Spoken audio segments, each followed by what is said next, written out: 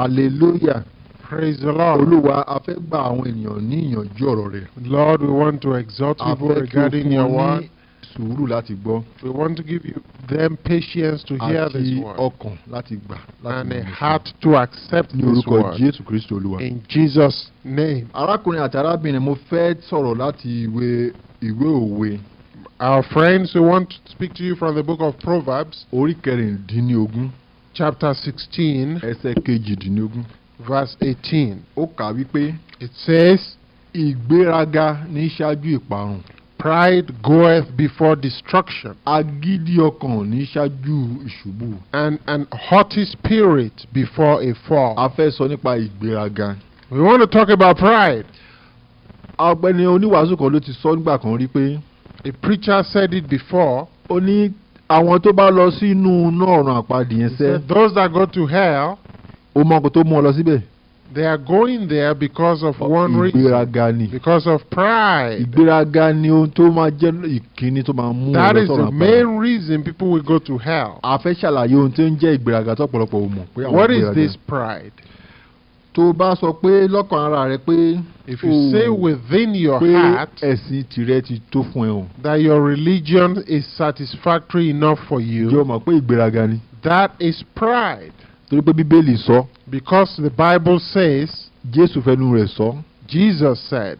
Pé èmi ni ọ̀nà. That I am the way. Òtítọ́ àti the truth and the life. Pé kò sí ẹnikẹ́ni tó lè dí ọ̀dọ̀ No Baba. man comes to the Father except through me. Tí a bá ṣe sọ eléyìí tó gbọ́ báyìí. As you have heard this. Tó bá sọ pé ó ti ẹ tó. If you still say your religion is good enough for you. Tó sọ pé ẹ̀sìn rẹ yẹn ló máa mú ẹ débẹ̀. And you say your religion can take you to the Father. Ìgbéraga ni o. That is pride. Ògbéraga sọ́lọ́run gan ni o. That is pride against God. Tó pé Ọlọ́run ló fẹnu rẹ̀ sọ pé. Because God said clearly. Pé òun ti fún àwa ènìyàn ní ìyè àìnípẹ̀kun. That he has given unto man eternal life. Àkọ́ nínú Jòhánù kìíní. In the book of John chapter 1. Ìwé Jòhánù kìíní, Jòhánù orí kìíní. John chapter 1. Jòhánù kìíní. The letter epistle of John, 1 John. Chapter 1, chapter 4. Pé Ọlọ́run ti fún àwọn ènìyàn ní ìyè àìnípẹ̀kun sẹ́. That eternal life has been given unto man. Ṣùgbọ́n ìyè yìí wà nínú ọmọ rẹ̀ Jésù Kristi. And this eternal life is in his son Jesus Christ. Ẹnikẹ́ni tó bá ní Jésù, ẹni tó bá ní ọmọ Ọlọ́run ló ní ìyè náà. That whosoever believes this Son of God has eternal life. Ṣùgbọ́n tó o bá sọ pé ó ti o pé tó o bá ti tẹ̀lé ẹ̀sìn tìrẹ ló máa fi ní ìjọba Ọlọ́run náà. But if you think following your religion gives you eternal life. O gbéraga sọ́lọ́run ni o. You are being proud against God. Pàápàá Bíbélì yẹn sọ pé. Furthermore, the Bible says. Ìwọ tó o bá gba ọ̀tọ̀ Ọlọ́run sọ yìí gbọ́. That if you do not accept what God has said. Òun sọ pé Ọlọ́run parọ́ ni. You are making God a liar. Torí pé Ọlọ́run ti jẹ́rìí sí ọmọ rẹ̀. But because God confirms the word of his son. Bíbélì sọ pé ọ̀rọ̀ náà òun náà wá láti ọ̀run wá. The Bible says that Jesus came from heaven. Pé ohùn kan sọ̀rọ̀ sí Jésù nígbà tí Jésù wà lórí ayé. And when he was on the earth, a voice came down from heaven. Pé èyí ni àyànfẹ́ ọmọ mi. This is my beloved son. Ẹ máa gbọ́ tirẹ̀. Believe ye him. Àyànfẹ́ ọmọ náà wá sọ gbangba pé. And the manifested son said. Pé kò sí ẹnikẹ́ni tí ó lè dé ọ̀dọ̀ bàbá bí kò ṣe nípa that no man can come to the Father except through him. Ó sọ pé ọ̀pọ̀lọpọ̀ wòlíì èké ni yóò dìde lẹ́yìn tó bá lọ. And many false prophets shall rise after he has left. Tó bá sọ pé wòlíì kan tó wá tún sọ fún wọn lẹ́yìn tí Jésù wá tó ti lọ pé òun náà tún lè mú ẹ débẹ̀ lẹ́yìn láì lọ sọ́dọ̀ Jésù. If any other prophet says he can take you to God without Jesus. Ó yẹ kó ọ̀gá ti mọ̀ pé. You should know then. Àwọn wòlíì kejì Jésù sọ pé wọ́n máa wá lẹ́yìn òun nìyẹn. That is one of the false prophets that Jesus said will come after him. Jésù sọ pé èmi ni ọ̀nà sẹ́ẹ̀. Because Jesus says, I am the way, the truth and the life. No man comes to the Father except through me. Ṣùgbọ́n tó o bá sọ pé o gbà yẹn gbọ́. But if you say you do not believe that, o gbéraga ni. You are showing pride. Nǹkan tí ń pè já ń pè ní gbéraga ni o. This is pride. Tó a sọ pé kí ló lè máa jẹ́ gbéraga mìíràn. What is pride again? Ọ̀pọ̀lọpọ̀ lè sọ gbàgbà pé. Many can say. Ta ló gbẹni tó tiẹ̀ ń sọ bí mo jẹ́ ń sọ̀rọ̀ o lè máa gbọ́pọ̀ náà máa sọ bẹ́ẹ̀. That who is this preacher anyway? Pé ta ni. You might say who is he? Mo lo ti ta ló sọ fún ẹ pé where is he from? Máa sọ ohun tá a máa rí ṣe fún wa. Who is this fellow? Ta ló fún ẹ ní àṣẹ láti máa sọ Who gave you authority to tell us what to do? Jesus was questioned in like manner when he was here. When he was in the temple, God who created the heaven and the earth came in human flesh and lived among men and worked miracles and wonders. In the temple in that day, the priests and the Pharisees, they came unto Jesus and questioned his authority. And you might be saying the same thing as you are listening to us right now. As I'm telling you that if you are clinging to your religion to get you to God, and if you say only your religion can save you, not Jesus, it's contrary to what Jesus has said, because Jesus said, I am the way, the truth, and the life. No man can come to the Father except through me. If you do not believe this, and you are saying in your heart that who is this preacher that can say to me that his way is the only way? How can he say that only Jesus is the way? I want you to know that this is pride also. It is this pride that will send people to hell. God says, the Bible, He will not judge anybody. He said the Father shall not judge anybody. The judgment has been given to His Son. It is these words that we are speaking to you that shall judge men. That's what the Bible says. Jesus is the way. It's written that there is no other name under heaven given unto man whereby we might be saved. Only the name of Jesus.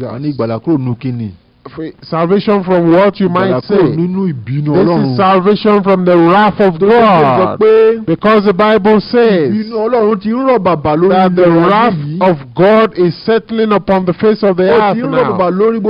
It's hanging upon the earth, the people of the world. Anybody who wants to escape this wrath of God must believe in Jesus, must run towards Jesus. For only in Jesus is there peace. Only in Jesus can you escape the wrath of God. Because Jesus Himself has suffered and received the wrath of God, because the Bible says that God allowed that Jesus should suffer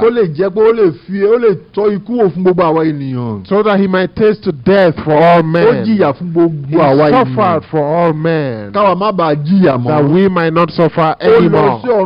He went into hell that we might not go there anymore. And He came out Himself, and He said we should preach unto all men. Only He can save man from hellfire and from the wrath of God that is coming upon the face of the whole earth. Anybody who believes and is baptized shall be saved. He does not believe shall be damned. As you are listening to me right now, if you are saying that who is the preacher, and you are saying your salvation, your religion can save you, I want you to know that this is pride you have in you. In the book of 1 Peter, chapter 5, from verse 5 to 6, it is written that God is against the proud spirit. Verse 5.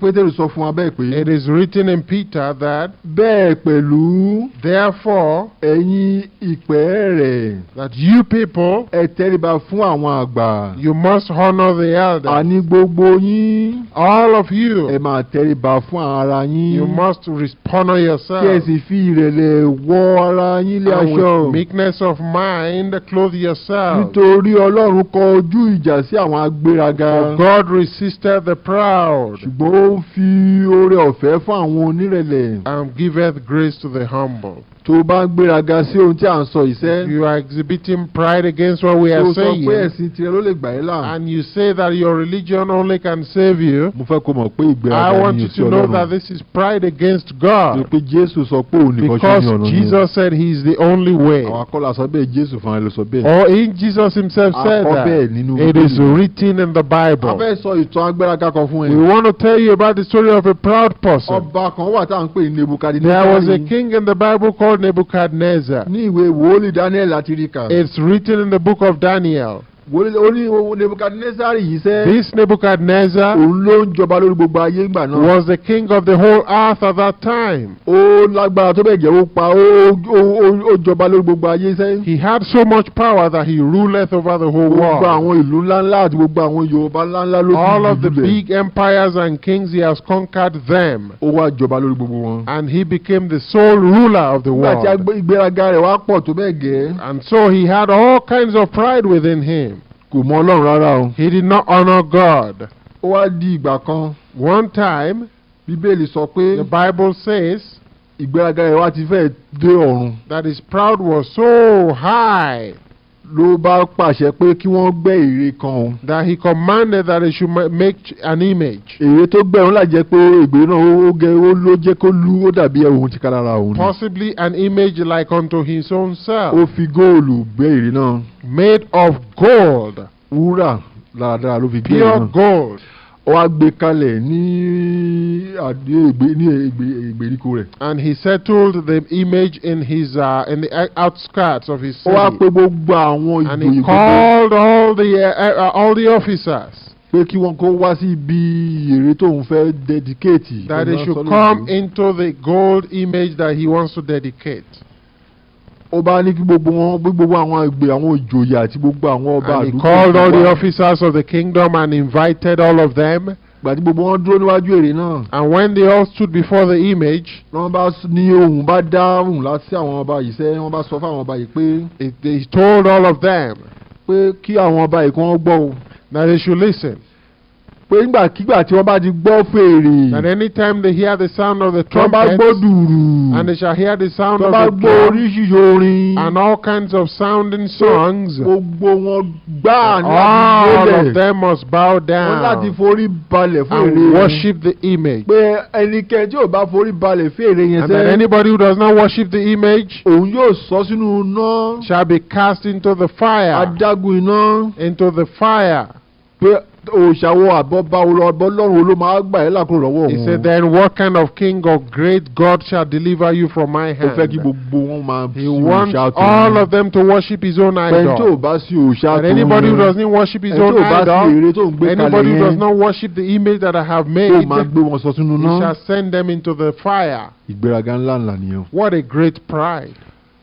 Bíbélì wa sọ pé. But the Bible says. Nígbà tí gbogbo àwọn òjòyè àti àwọn èèyàn ńláńlá wọn yẹn tó ń gbọ́ bẹ́ẹ̀. When all these mighty men and the officers have gathered. Ẹ̀rù bà wọ́n. They were all afraid. Wọ́n sì ti gbọ́ fèrè tó ń gbọ́ dùrù. And as they heard the voice of the trumpet. And the organs and the singing. Gbogbo wọn sì wólulẹ̀. They all bowed down to the image. Wọ́n foríba fún ère And they bowed down to the image of Nebuchadnezzar. Ṣùgbọ́n àwọn ọmọkùnrin mẹ́ta kan wà. But there were 3 men. Àwọn ọmọ Hébérù ni wọ́n. Hebrews. Ọlọ́run ọba ọ̀run làwọn ń sìn. Only the living God of heaven do they serve. Àwọn dẹ̀ mọ̀ pé Ọlọ́run ọba ọ̀run ti pàṣẹ pé God in heaven has commanded that they should not bow down to any image. Àwọn sì fi nípa àwọn ò ní tẹríba fún ère yìí. And they said they will never do that. Tó bá àwọn náà pẹ̀lú àwọn ìjòyè wọ̀nyẹn. They were part of the officers.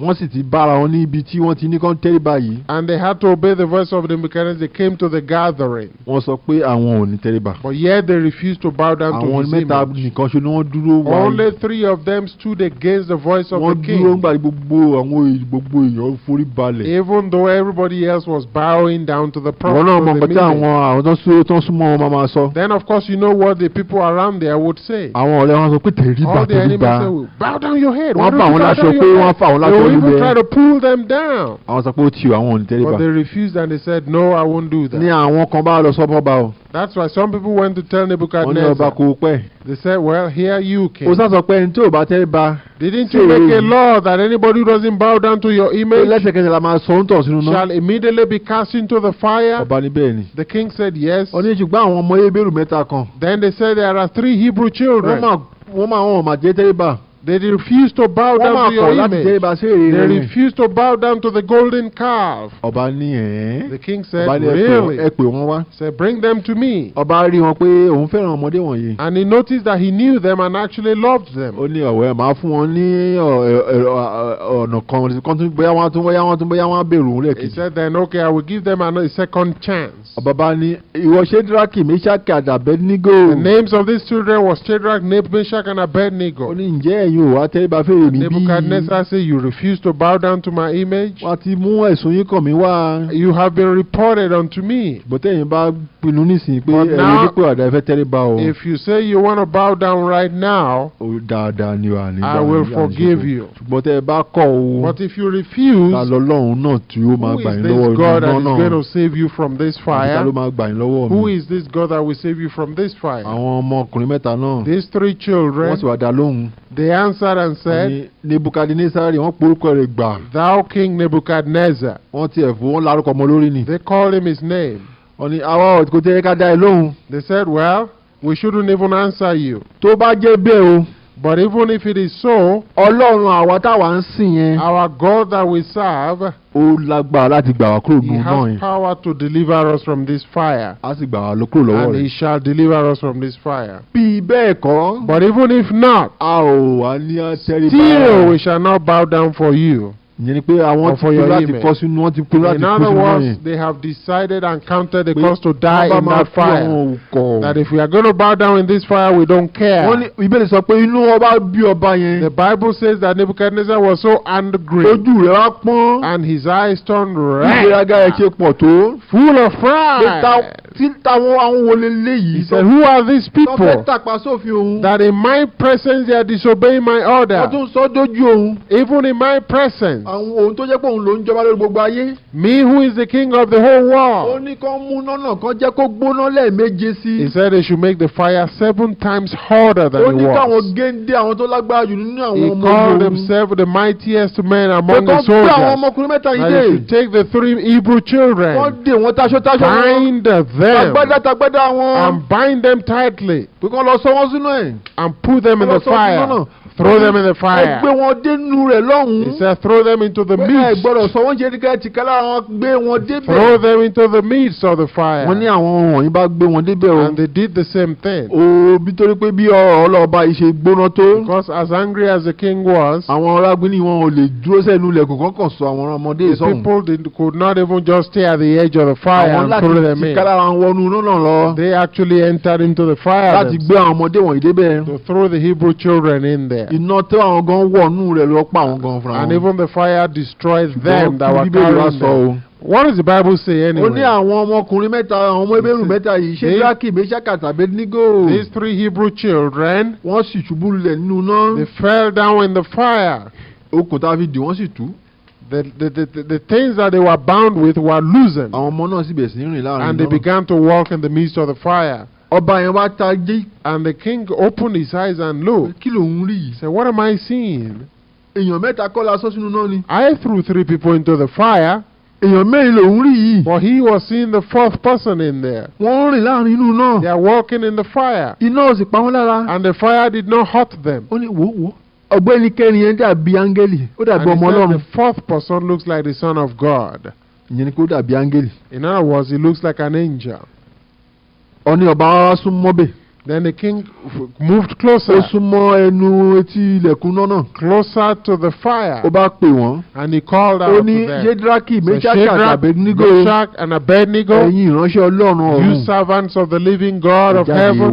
Come out of the fire. Bíbélì sọ pé àwọn ọmọ mẹ́ta náà tún jáde wá. And the Bible says that they came out of the fire. Mo fẹ́ kó mọ̀ pé àwọn tó gbé wọn wọnú náà ti kú o. Remember that the people that threw them in the fire has died already. Àwọn tó gbé wọn kẹ̀kẹ̀kẹ̀ wọnú náà gan iná náà pa wọn. The messengers that carried them to the fire has died already. Gbá àwọn ọmọ mẹ́ta yìí. But these three children, they came out, and the fire did not bother them. The Bible says even the smell of fire did not be on them. No smoke of fire was not even on them, because God sent His angels to their midst to deliver His own people. The pride of Nebuchadnezzar was destroyed.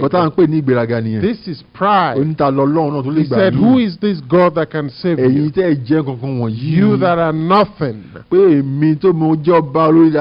Or compared to me that is king of all the whole world. Who is he that will disobey my commandment? But God wanted to show that pride comes before destruction. Because Nebuchadnezzar was silent, these three people came out of the fire. This was not any medicine. It is the power of the living God. It was Jesus that entered into the fire with them, because they testified that He looked like unto the Son of God. Jesus was in the midst of the fire with Shadrach, Meshach, and Abednego. That is for Nebuchadnezzar, it was pride before destruction. You know where his destruction came from? The Bible tells in Daniel chapter 5, from verse 4, as a matter of fact, that after these things, Nebuchadnezzar was still proud. The Bible says that he had a dream one day because of his pride. He dreamt that he saw a mighty tree that grew up to heaven, full of all kinds of precious things. But an angel came out of heaven, and the holy watchers came out of heaven, and they said he should cut down the tree to the ground. Nebuchadnezzar could not interpret this dream when he came out. And he called all his astrologers to interpret the dream, but they were unable to do that. But Prophet Daniel was called, and he said he should interpret the dream for him. Daniel explained that the tree was indeed Nebuchadnezzar himself, and that Nebuchadnezzar shall be cut down to the ground, and he shall become an animal, and he shall live in the wilderness, in the bushes, and the animals eating grass for 7 whole years. But after that he shall return to his kingdom. But if he can repent, and he can go to humbly and have mercy upon the poor, that God can forgive him. But Nebuchadnezzar did not do that. The Bible says 1 year after the interpretation of the dream, the spirit of pride, which is the spirit of the devil, entered into him again, and he was proud again, and he looked at the city that he made of himself, and he said, I'm the one who made this whole mighty city. All these things were because of me. The Bible says, as he was saying that, a voice came out of heaven and said, Nebuchadnezzar, this word is spoken unto you. It is sent unto you. ìjọba yìí kúrò lọ́wọ́ rẹ. That the kingdom has been taken away from your pé wọ́n ló hands. dá yìí sẹ́ àgbà lọ́wọ́ rẹ. The city that you think that you have built has been taken orílẹ̀-èdè tó rò pé wọ́n lọ bá àgbà kúrò lọ́wọ́ rẹ. All this country that you think belongs to you has been taken from you. And you shall be sent into the bushes. And you shall eat plants like animals for 7 years. Until you shall know that the God of heaven ruleth in the affairs of man. And giveth the kingdom of this world unto whosoever he wishes. Friends, instantly Nebuchadnezzar turned into a madman. And Aaron came out of the street of the city. And just like an animal. And enter into the bushes and he started eating grass. Bible says for 7 years. 7 times he was in there. But the Bible says after that, after the time 7 years has elapsed, in Daniel chapter 4, verse 30, the king answered and said, that isn't this the great Babylon that I have built with my mighty hands? This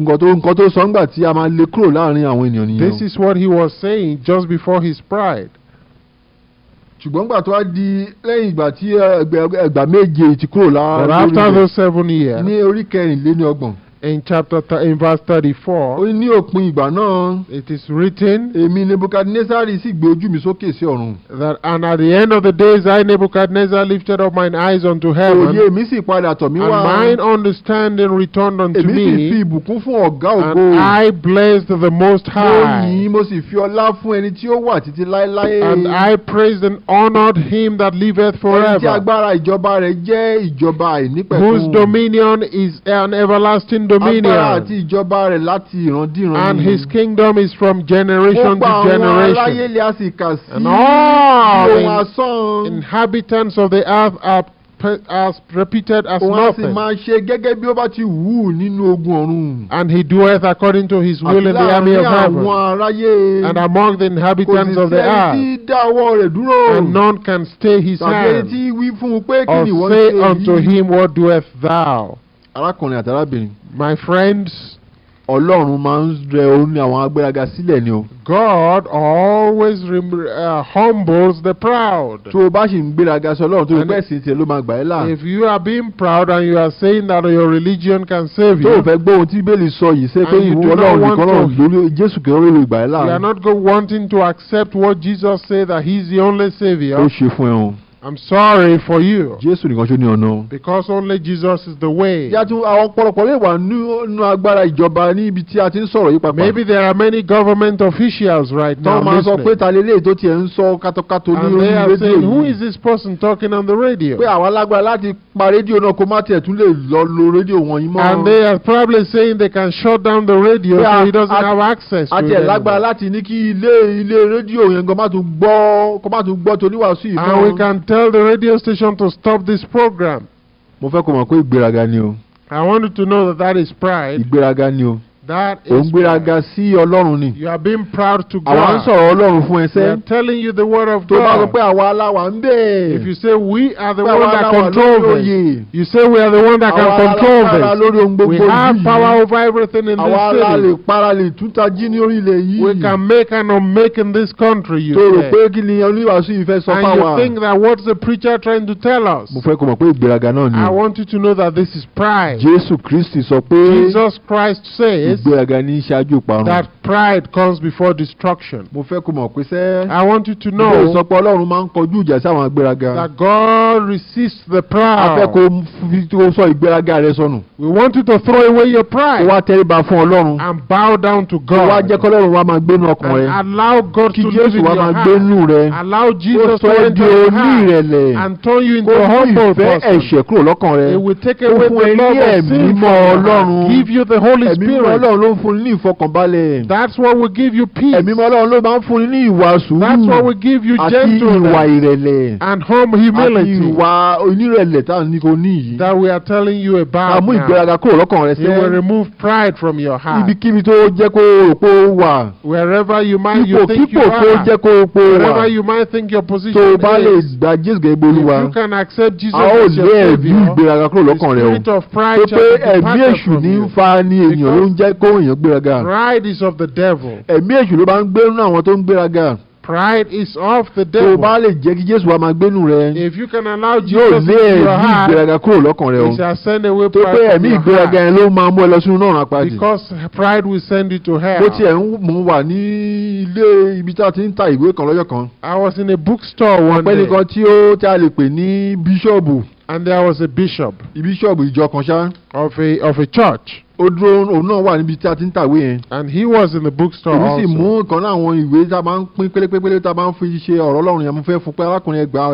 And I attempted to give him a tract, which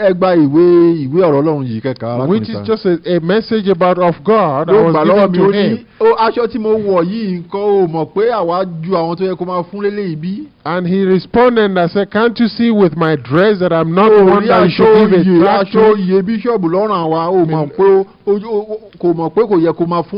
Can't you see with my dressing that I'm a bishop and I don't deserve to be given a tract?"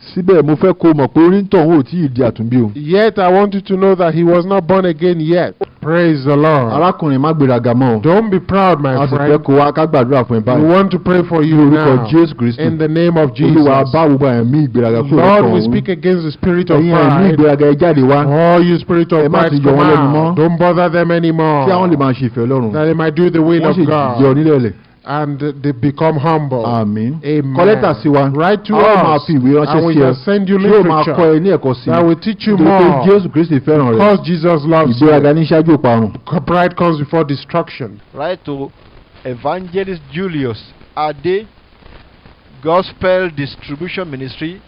If you have access to the internet, our web address is www.gospeldistribution.org. You have to spell that one out, gospeldistribution.org. Gospel distribution is one word. www.gospeldistribution.org. And you can send us email on the internet. Our email address is webmaster@gospeldistribution.org. webmaster@gospeldistribution.org. And you can also read all our literature on the internet freely. God bless you, and we'll see you again next time. In Jesus' name.